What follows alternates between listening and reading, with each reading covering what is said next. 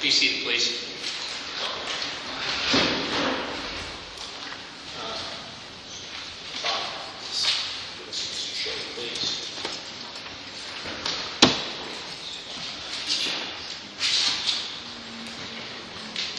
Okay, we're on the record again in this case, which is captured in the state of West Virginia versus Zachary Allen Knotts, case number 11, F33. The state of West Virginia is represented by Dana Shea, Assistant Prosecuting Attorney for Marion County. The defendant, Zachary Allen Knotts, is here in person with his attorney, Sean Murphy. We're scheduled today for a bench trial as provided under the provisions of West Virginia Code Chapter 27, Article 6A, Section 6. The statute provides that if a defendant who has been found to be not competent to stand trial believes that he can establish a defense of not guilty, other than the defense of not guilty by reason of mental illness, he may request an opportunity to offer that defense on the merits before the court, which has criminal jurisdiction. That's this court. Of course, Mr. Knotts, having been indicted in the February 2011 term of court, charged with the offense of threats of terrorist acts. What the statute provides is that the evidence of the defendant and of the state shall be heard by the court of record sitting without a jury. If after hearing the petition the court finds insufficient evidence to support a conviction, it shall dismiss the indictment and order to release from custody, from criminal custody. The state would thereafter have the right to file a civil commitment. So in any event, we're scheduled today for a non-jury bench trial. State prepared to proceed. The state is ready, Your Honor. Defense prepared to proceed. Yes, Your Honor. Okay. Mr. Shea? I would call Randi Lynn Morris, Your Honor. Randi Lynn Morris? Yes.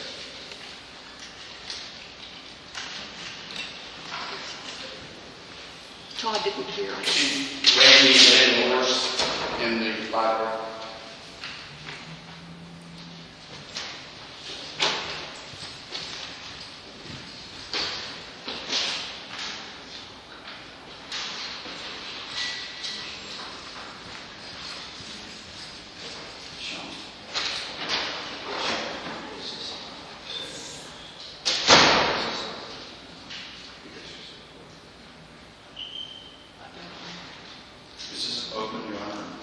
No suggestion in the statute that it's not.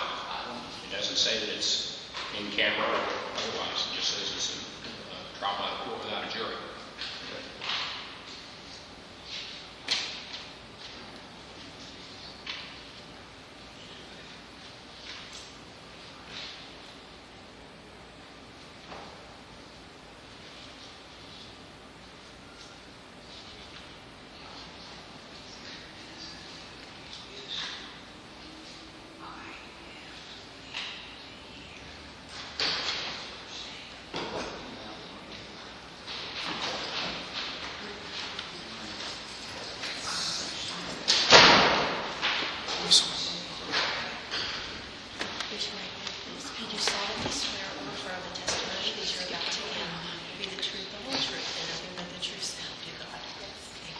Right here.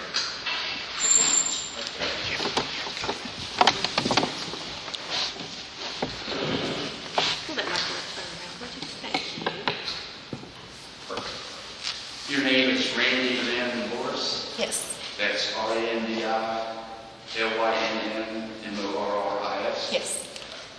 And back on September 30th of 2010, you were employed by the Fairmont Credit Union Bank? Yes. And if you can speak up a little bit. Yes. And what location was that you were employed at for the Fairmont Credit Union? The 10th Street office. Okay. Is that separate from the actual bank, the Fairmont Federal Credit Union Bank below McDonald's? Yes. All right. It's the building right across 10th Street. Yes. Mm-hmm. Okay. And what was your job there at the Fairmont Federal Credit Union? I was a call center service representative. And what does that person do? They just take the incoming calls for all the members of our credit union. All right. And you were actually working on the day, September 30th, 2010? Yes. At some point in time, did you have a phone conversation with a person by the name of Zachary Allen Knotts? Yes. And can you tell us how that came about? He had called in just due to the fact that his account had been closed, and he was upset, wanted to speak with upper management, and we weren't able to direct him to them, and we were just trying to kind of resolve the issue there in the call center, which is what we typically do. The longer I was on the phone with him, though, the more angry he became. Did he identify himself to you on the phone? Yes. He said, "I am Zach Knotts." Yeah, they have to identify themselves before we can handle them. Had you ever spoken to Zach Knotts before? Yes. All right. For other matters in regard to the bank? Yes. So you recognize the voice on the phone? Yes. And how? So he's calling the Fairmont Federal Credit Union, and you are the person that ended up taking this call. Yes. Right now, did he state to you what he was upset about in regard to the bank? I'm not sure. We could pull up on his account. When I pulled his account up, I could see what the issue was. And I mean, yeah, he said that he was calling in just wanting to speak to upper management because he wanted to keep his account there and they wanted to close it. Okay, so did he at any point in time get pushed through to upper management? Not by me. I didn't send him to upper management. I just sent him to my manager. Okay. Now, in regard to the phone conversation that you had with Mr. Knotts, approximately how long was the conversation that you had with him? Can you estimate? The first conversation, I probably was on the phone with him a good half an hour. So how many total phone conversations did you have with him last day? I think there was probably 3 different times I spoke to him. All right, so the first time you called in, you say it was about a half hour? Mm-hmm. Yes. Can you tell us the gist of that conversation in that half hour as best as you can recall? The first conversation, I had just talked to him about his account, about it being closed and him wanting to keep it open. The second time there was not really much that took place. He just kept wanting to talk to upper management. He started getting upset, and then he had called back in after that, and I had talked to him the second time. And then he just got upset about the fact that his account was closed. He started, talking about how I got my job in the call center just because I was a college flunky and, that I didn't know what I was talking about and that type of thing. And then he said that, we were horrible people and he was going to come in and he was going to let the world know how he felt about the credit union. At which point he said that he was going to place devices on our car to exploit the cars, and then he would let everybody see what he was going to do because he was going to put DVDs across our property to let everybody watch. This was the second conversation? This was the second conversation that I had with him. Okay. And you say there was a third conversation? Third conversation didn't take place for very long. I mean, at that point, we weren't allowed to even talk to him. If he called in and we knew that it was him or we could identify that it was him, we were to terminate the call at that point. I think the credit union ended up being basically locked down. Yes. The doors actually locked for fear of Mr. Knotts. Mm-hmm. At some point in time, you gave a statement to, I believe, the Detective Phillips, a written statement, and in anticipation. Yes. In anticipation of Mr. Murphy, you did not put in a statement about the placement of explosive devices on the vehicles. Yes. Can you explain why that's not included in your statement? Do not know. I mean, I've even asked myself that. I'm not really sure why it's not included in there. But you have no doubt in your mind that Mr. Zach Knotts did on this day say to you that he was going to come and place explosive devices on vehicles of people at the Fairmont Credit Union and explode the cars? Yes. Did he, in any of his comments, say things, any odd or strange, or things that you took to be odd or strange? As if he maybe had a problem?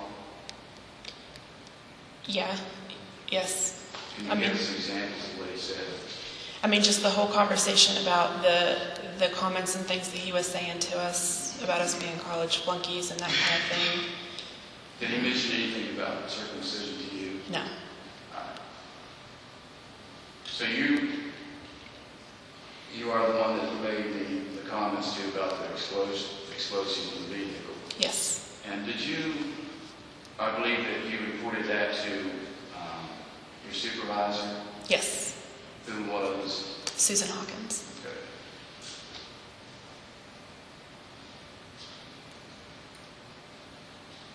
Can you think of anything else that would be important to the court to know? No. All right, that's all I have. Mr. Murphy? Sure.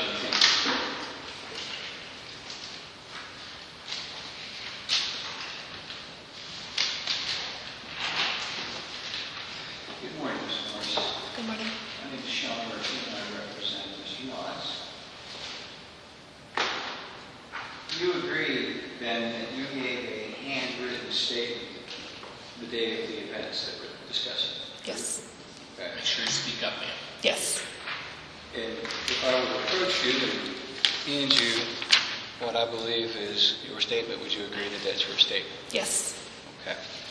So on that very same day, you took the time to sit down, I'm guessing with this officer, correct? I'm not sure. I don't remember who But was. you met with, officer was. I'm sorry.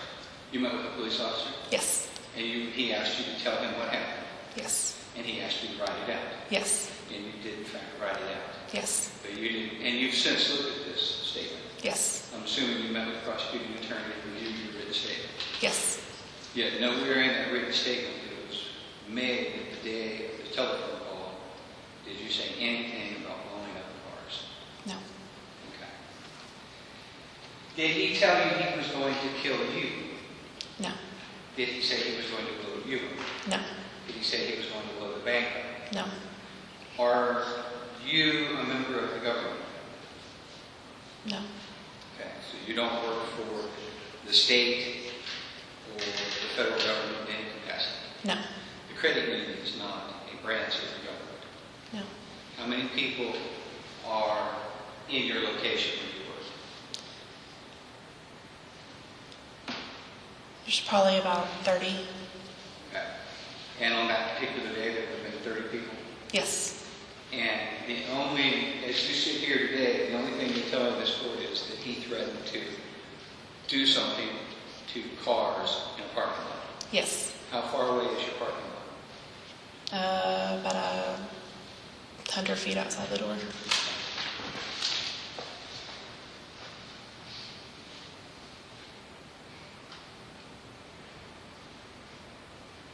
It was obvious to you that he was suffering from some sort of mental disturbance, is that Yes. true? Okay.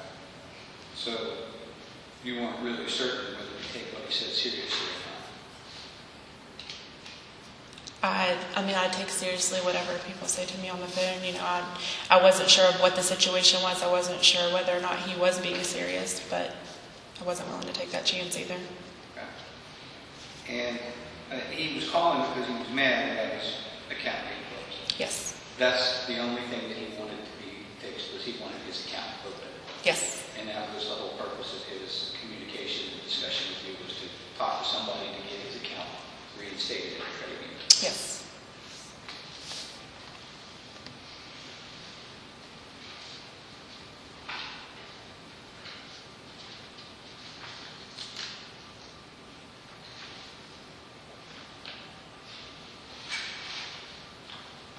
And he didn't say anything bizarre or unusual about other issues.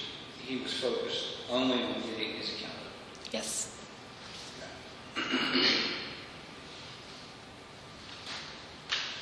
And he was telling, at least from the written statement, and I'm assuming you still agree with me, that what he was wanting to do was to put DVDs on cars at the credit union in the parking lot of some sort, so people could see for themselves what he perceived the credit union was doing to him.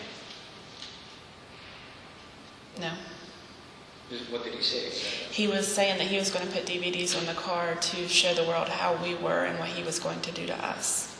Okay, so, in fact, part of my question was true. Yes. He wanted to expose to others the wrong that he felt the credit union was doing to him. Yes. Okay, did he tell you what was going to be on these DVDs? No. No. But he was expressing to you that he was going to try to show everybody out there what he felt was wrong about what you had done. Yes. Thank you. I have no further questions. Any other questions of Ms. Morris, Mr. Shea? Just a couple, Your Honor. Mr. Murphy mentioned that you and I met prior to this case. We met on Monday, correct? Yes. And at that time, I brought your written statement with you and presented it to you. Yes. And I believe that when you read the statement, it helped keep back things in your mind as to what happened on the day. Yes. And it keep back the statement by Mr. Knotts about placing explosive devices on the cars there at the Paramount Federal Credit Union. Yes. And so there's no doubt in your mind you made the statement to you. No. No, that's all I have. Thank you, Ms. Morris. May she be excused? Yes, she may, Your Honor. Thank you. You're free to go.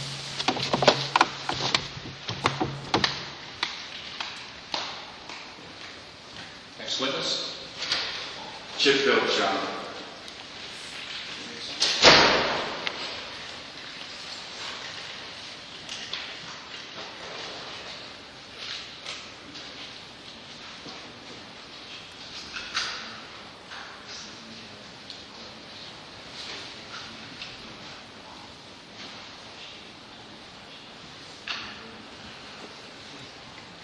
You do solemnly swear or affirm the testimony that you're about to give will be the truth, the whole truth, and nothing but the truth, so help you God.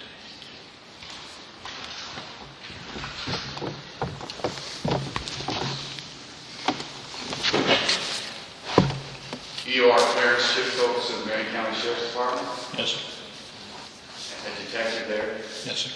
and you were the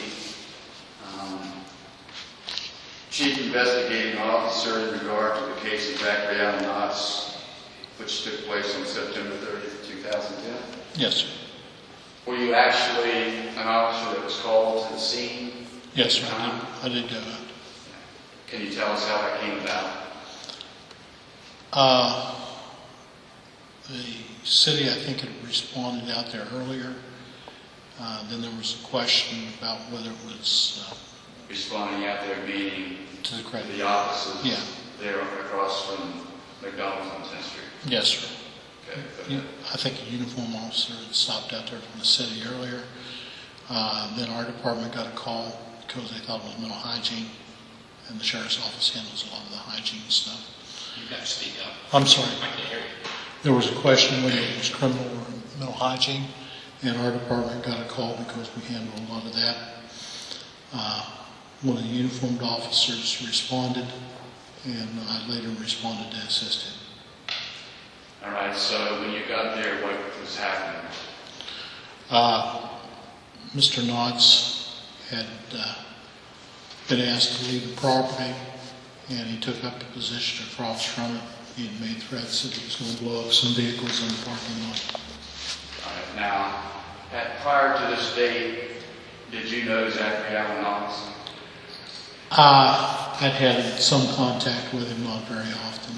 You normally in the city. All right, but you did have contact with him on this day, Yes, sir. and this is sitting in the chair by Mr. Murphy is Zachary Allen Knotts, Yes, sir. the person that was there on the day we're talking about. Yes, sir. And, okay, so once you got there, what did you do? Spoke with several workers there. Spoke with one of the workers on the phone from one of the other branches. He was rational, making statements regarding circumcision of children. He was approaching pregnant workers and customers, yelling at them about having their children circumcised and things of this sort. And this was not Germany. All right, so, but when you got there, you said he was in a vehicle where? He had left the premises. There was a vehicle parked across from the parking lot for the employees on 10 In the and Gas. McDonald's parking lot or across Fairmont Avenue? Or? Sorry, I didn't write down, but I'm thinking it was over towards the pediatric care across the street. All right, and was that Mr. Knox's vehicle? Yes, sir. And he was inside the vehicle? He was on the back tailgate. Okay, so at some point in time, did you interview Mr. Knox? I didn't talk to him until later at the sheriff's office.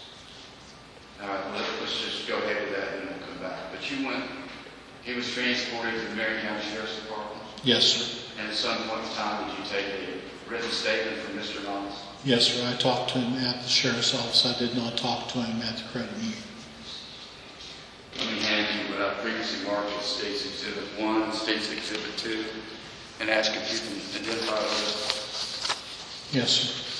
So, waiver. What's State's Exhibit 1? It's a waiver of rights. And what's State's Exhibit 2? A brief statement that I took off Mr. Knox. Your Honor, Mr. Murphy has no objection to States 1 and States 2 coming into evidence. Fairly stated? Yes, sure, that's correct. All right. This time I move States 1 and 2 in. No objection, no minutes. Excuse me.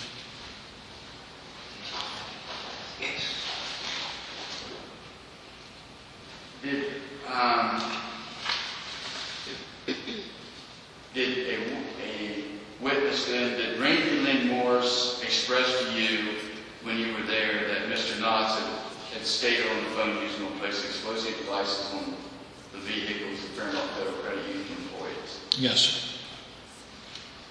And was there a point where, did you realize that that was not in the statement, the written statement that she made? Did she make a written statement to you? You know? No, not directly to me. I talked with her and she had stated that he had made it.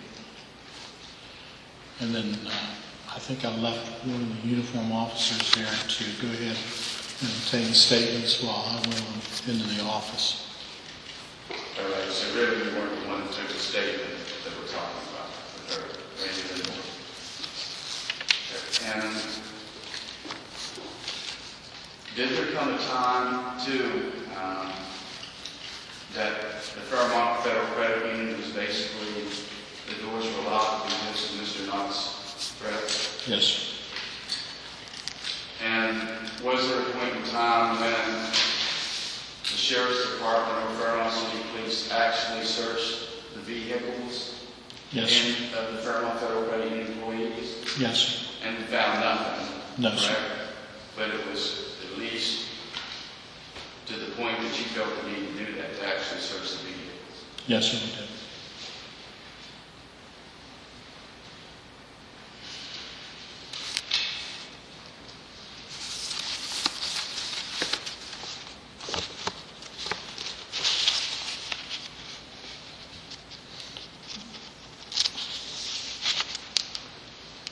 I think that's all I have, Your Honor. Mr. Murphy.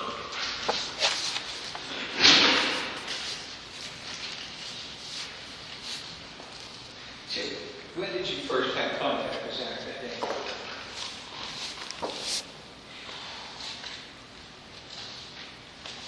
It was in the afternoon, something after 3. And really, did this take place across the street when he was sitting on the tailgate?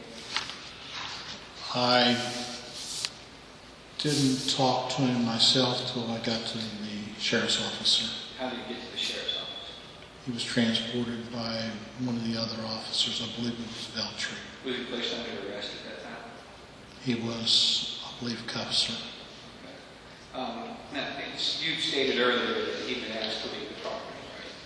Yes, sir. Okay, and in fact, he left the property. He'd went across the street. So he left the property, and he'd gone across the street, but he was not on credit union property any longer, true? No, not at that time, sir. And he'd been asked by Detective Donnie Neal from the city, because they'd been out there, and they just told him just to get out and don't go back. Is that a fair statement? I'm not sure what officer, sir. But, well, let's assume, I believe you This think time. it's the city that went out there, right? Yeah, it was the city police. And it'd be a fair statement that Davis went and said, listen, just get lost and not bother anybody, right? Probably so, I'm not sure. Probably. Right. He went across the street and sat in the parking lot. Could people in the credit union see him from the building sitting on the tailgate of a truck across the street? Probably, depending on where your office is located. Yeah, some of them would be. I'm not asking if they could. I'm asking, did your investigation reveal that any of them told you they could see him sitting across the street? I believe they did, sir. Okay. When you searched, when he was taken into custody, I would assume you searched his person. Yes, sir. Did he have any explosive devices on him? No, sir. Did he have any explosive devices in his vehicle?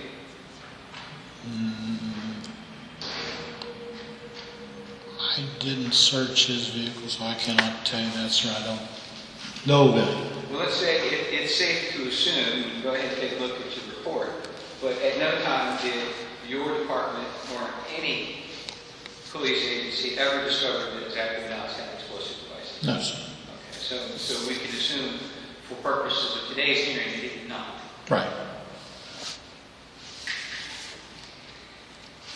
You've had interaction with him in the past, true? Not very often, no, sir. I'm I asking just, you how many times have you had interaction with him in the past? I've seen Mr. Knox a couple times, but as far as actually talking with him until that day, I don't believe so, sir. It didn't take you long to figure out that he had something wrong with him, did Yes, sir. it? That's true, right? Yes, sir. It's easily discernible that he has some sort of mental condition. He had a real, I don't know what you'd call it. The only thing he wouldn't talk to was mainly circumcision. Okay. And did you notice while you were talking to him that he had a depression in his skull at one point? Not at that time, sir. He's got a lot better haircut now. His hair was a lot longer at that time. He had a beard. But you've since discovered and found out that he had a traumatic brain injury. Had been involved in a motor vehicle accident, I believe, sir. Right, and he's missing a part of his brain. You know that? No, I don't know the medical condition, no, sir. But that I just know he was in an automobile accident. doesn't surprise you, does it? What? That he's missing part of his brain, based on your interaction with him. No. I wouldn't say I know it surprises me. You know, it's possible, or could it be just an injury or what? But yeah, I know there's something not right. Okay, so the point is that this event took place in the city. The city should have been handling it, but you said that the sheriff was contacted because there was a potential for mental hygiene, right? I believe so, yes, sir. Okay, so you know then, and you know now, that you're dealing with a mentally disturbed person, and that was the whole point of you going out there, was to deal with somebody who had some sort of mental disturbance. And had made threats. And had made threats, right? Yes, sir. Okay. You deal with people who have mental disturbances on a regular basis, I would assume. Yes, sir. Okay. And so people who have certain mental conditions often make statements that are true. Sometimes, yes, sir. Okay. You see it a lot, don't you? Frequently, And we do mental hygiene on these people yes. because they can't help themselves. Right? Yes, sir. The Fairmont Federal Credit Union is not a branch of state government. No, it's just federally insured. It's not a branch of federal government. No. You're talking about a limited number of people that were there in the credit union at that particular location. I don't know what you're calling eliminated numbers, sir. In terms of the people that he was actually having any interaction with or that he made statements to, I mean, we've heard that he made statements to one person so far, Randi. No. He had been a week or so prior, a month prior to that, he'd been out to the Middletown Mall branch and gotten a verbal argument with employees and customers out there regarding circumcision. It's because there was one pregnant clerk out there and he talked to the one pregnant teller. He was talking and harassing the one pregnant teller about circumcision. And then there was a customer that came in, I think she was pregnant too, and he got on her case. But what I'm trying to get at with you here is that he was only talking to people at these particular credit union branches, right? You're saying, was that where the... He wasn't threatening the people at Walmart. No, he was going to the credit. He hadn't gone to the high school and threatened everybody at the high school. No, he was going to the credit. He hadn't taken out an ad that was on the local radio station that said, I'm going to kill everybody in the entire town. No. Right? No, sir. What he did was he had limited interaction with a limited number of people, and that is who any of these statements were directed to. Yes, sir. Thank you. Any other questions? I have nothing more, Your Honor. Thank you. Thank you. That's all the witnesses I have, Your Honor.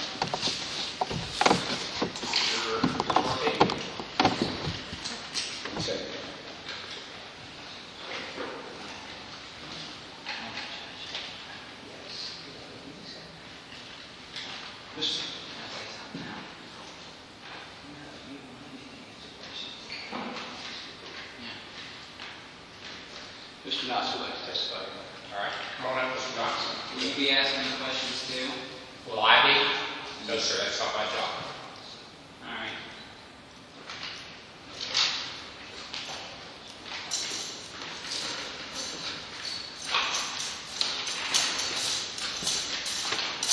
Stop right there and face the court. Do you solemnly swear or affirm the testimony that you're about to give will be the truth, the whole truth, and nothing but the truth so help you God? Yeah. Thank you. Have a seat, sir.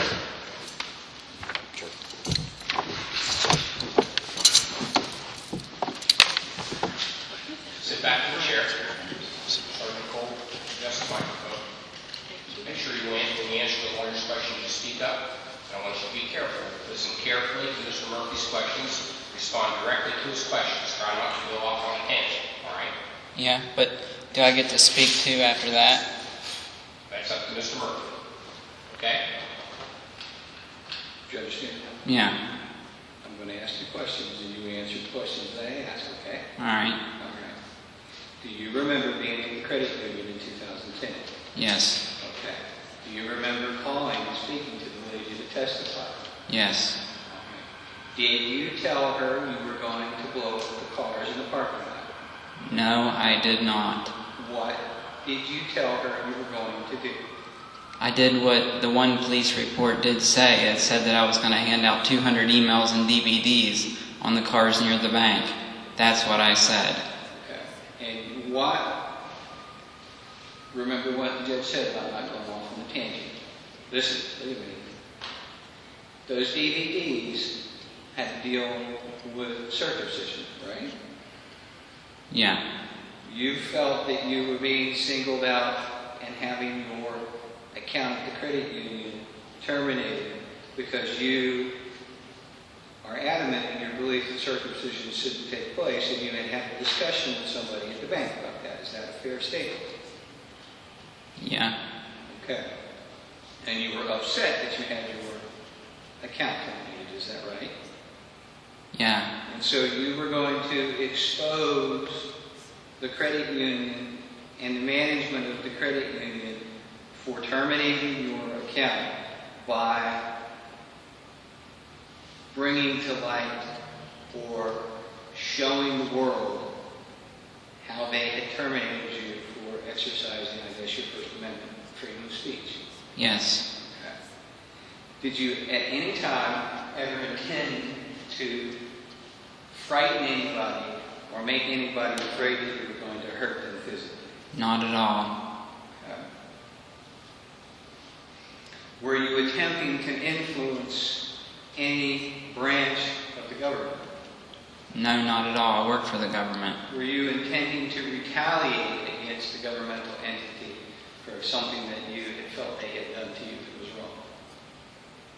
Say that again? Retaliate. Were you trying to get even with the government for doing something to you? No.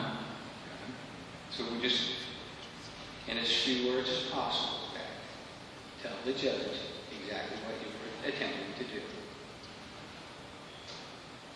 All right, I took some notes from what they were saying. I'll try to make it fast. Okay. When I've been on a ship and we've wrecked, the Coast Guard comes on and they ask us to write out stuff, what happened, what each one of us was doing. There is no way I would ever forget what was going on the second after it happened. That happened to me after we came out of a port up in Michigan, and I had to make statements to the officers, and there is no way I forgot anything.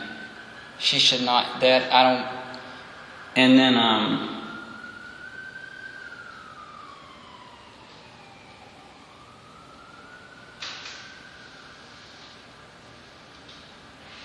yeah, and what happened, the reason I showed up at the bank that day is because one of the workers that was working on my house, I wanted to get copies of all my bank records, so I gave him my, the little plastic IDs that they give you, and I wanted my account number on it. I wanted him to go in, and his name was Derek.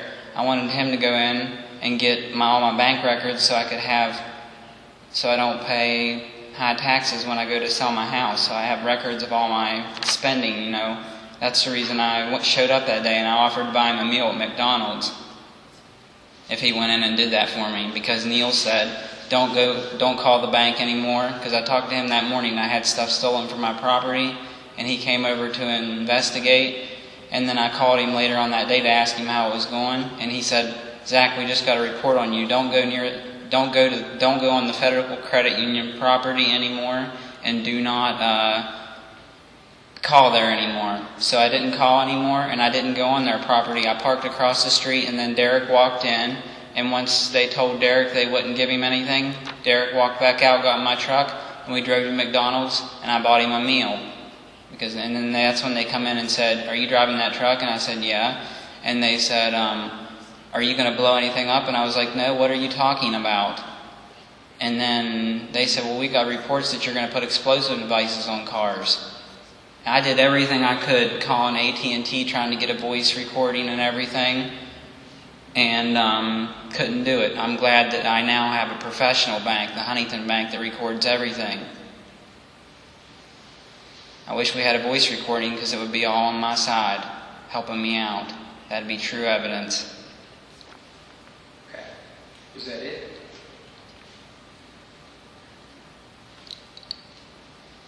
And I talked to probably 1,000 people in D.C. when I was at a protest about circumcision, and senators were coming out and talking to me, and congressmen, and none of them had a problem with it. So when I talked to one lady at the bank, she got all offended and bent out of shape, so I thought, I just kept talking about it. That was freedom of speech. I just got done talking to thousands of people in front of the most powerfulest people in America's house, and not one of them said a word to me, anything bad about it. They thought I was doing a good job. And then the only other thing I'd want to say about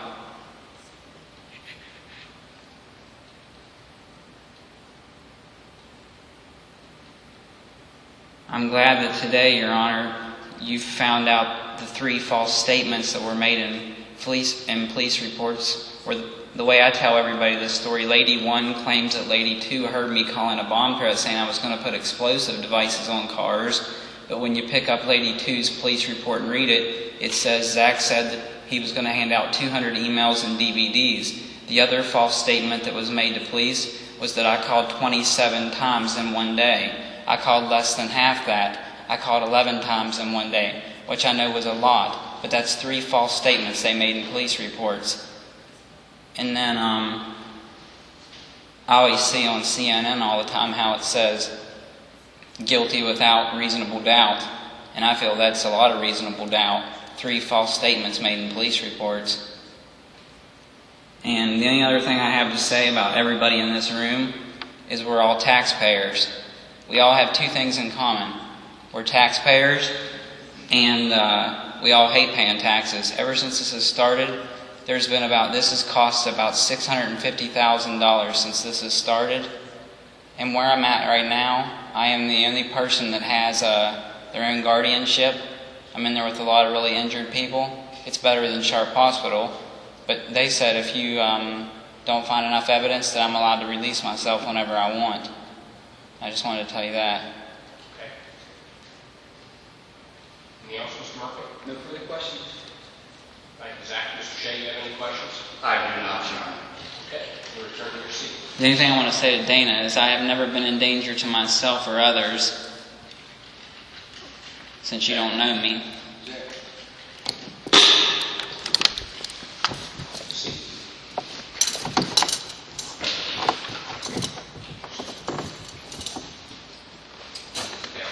You look a lot better. I didn't recognize you when you came back. I haven't seen you in 3 years. You look a lot better too. And you sound a lot better. Anything else, Mr. Murphy? That'd be it. Mr. Knotts, when the court conducts bench trials, have a seat. When the court conducts bench trials, the Supreme Court requires that we prepare a written order with our findings in that order. I'll be working on that order probably for the next week or so. When I'm finished with it, I'll send a copy to Mr. Murphy, who will be in touch with you. I'll send a copy also to the attorney, and you'll be advised at that time of the court's decision. All right? Yeah, the only other thing I say, if you let me go, I'm going to go and I'll send you a paper like I did last time when I had around, and I'll send you that paper again, and then I'll go to the Coast Guard office and get my license renewed and get back to work. And then I'm glad that you recognize the house that I flipped. I have that one rented out. My parents are renting it for me, and I'm going to buy more properties. Okay, all right. Have a seat. Mr. Murphy, you want to make a closing argument? Yes. Maybe stays. You want to go first and last, or you want to just respond to Mr. Murphy? I'll go first. All right. The standard, Your Honor, is that I would be required to present at the hearing today sufficient evidence to sustain a conviction, which is pretty much the same standard as a Rule 29 motion that the defense would make at the end of the jury trial for judgment of acquittal. And it's not proof beyond reasonable doubt, it's just whether there's sufficient evidence to sustain a conviction.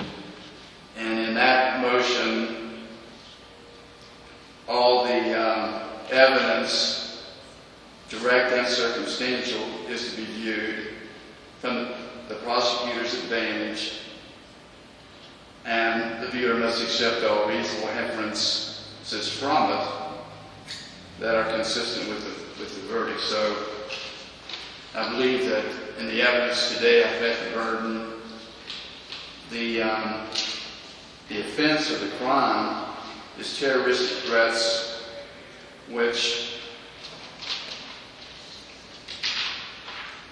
as an element of the crime, does not require the actual intent to commit the act. The crime is by knowingly and willfully threatening to commit a terrorist act with or without the intent to commit the act. And in this case, by threatening to place explosive devices on Fairmont Federal Credit Union employees' cars.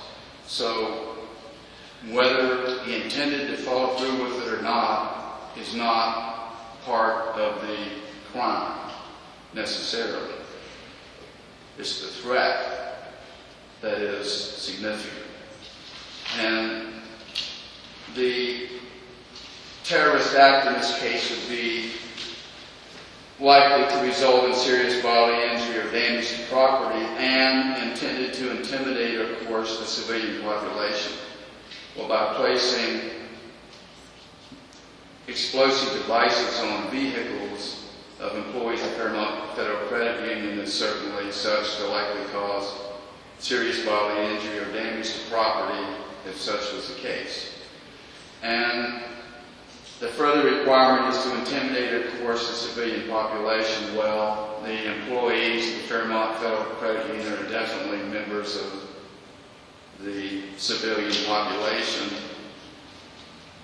So that elements of the offenses are met. So,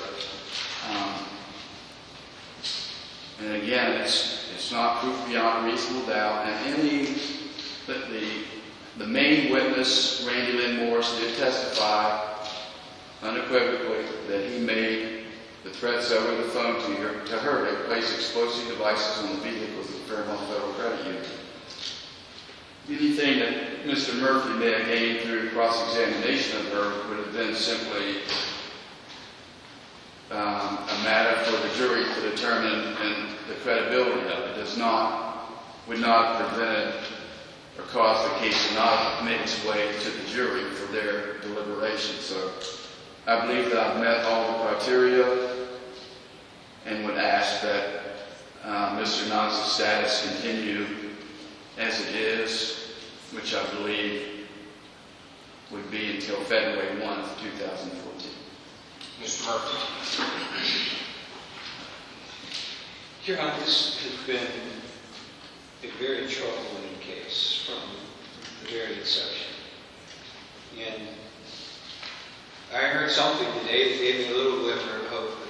One thing that's made me happy out of all this is he said he likes where he is now better than Sharpe. And I was really glad to hear that. And there's no question at all, I think in anybody's mind, and I hope in Jack's mind as well, that he needs help.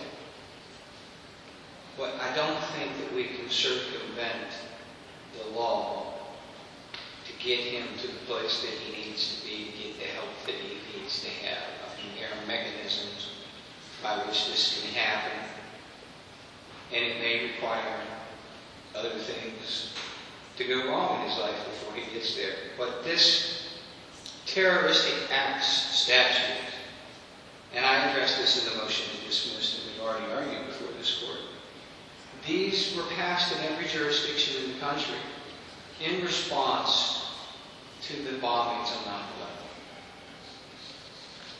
9/11. And they are conjunctive.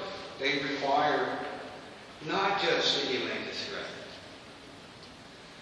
not whether or not you have the intent for the threat to go forward, but that there's an and.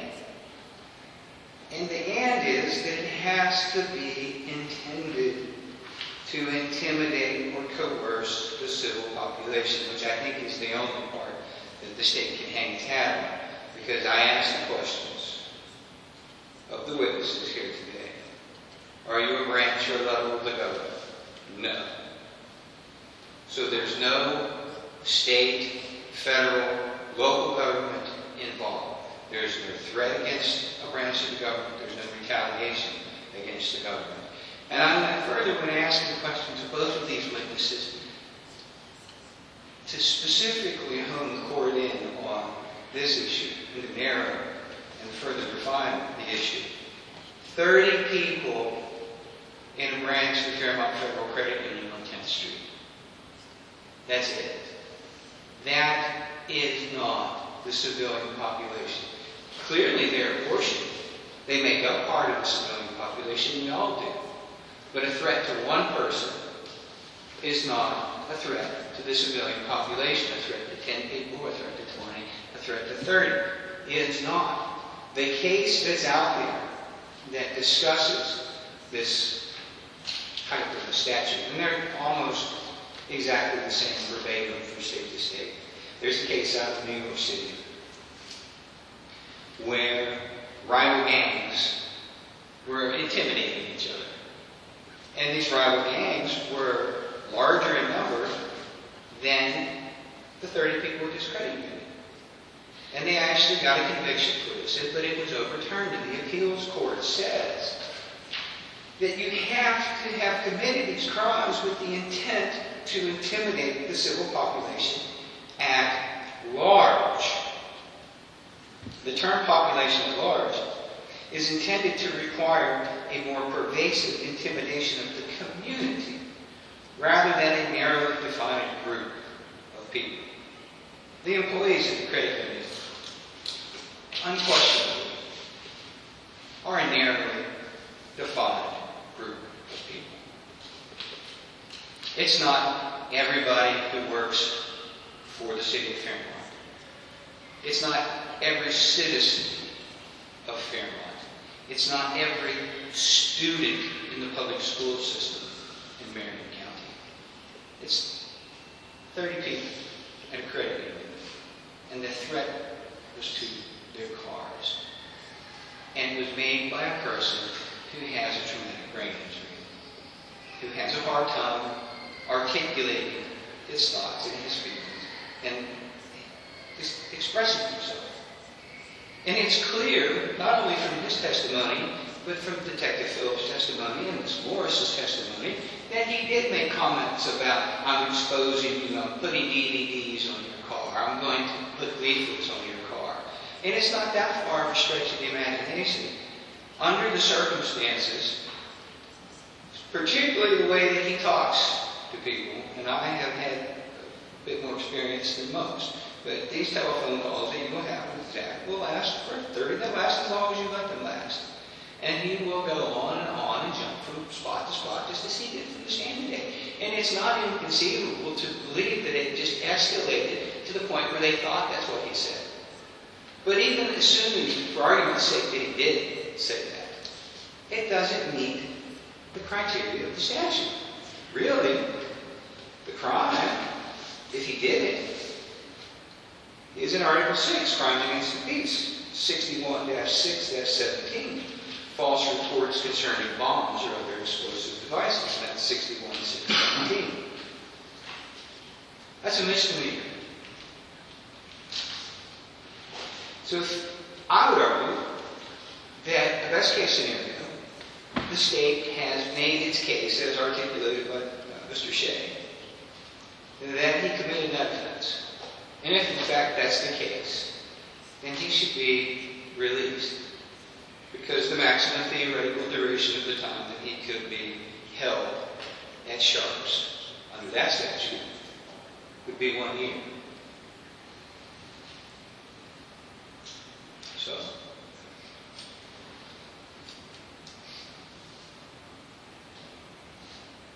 I think that's all that's happening here. I think Mr. Knotts needs to be released, and that's what I would ask the court to do. Thank you. All right. Mr. Shea? Again, Your Honor, for purposes of today, it'd be as if I was getting the case to the jury. And I believe that I've done that, and the argument that Mr. Murphy just made would have been basically the argument to the jury. But the particular provision that we're talking about, intimidating, of course, the civilian population, again, I don't know how that could be every single civilian. There would have to be some limitation on the what is meant by that. And my interpretation of it is it's either all or part of it.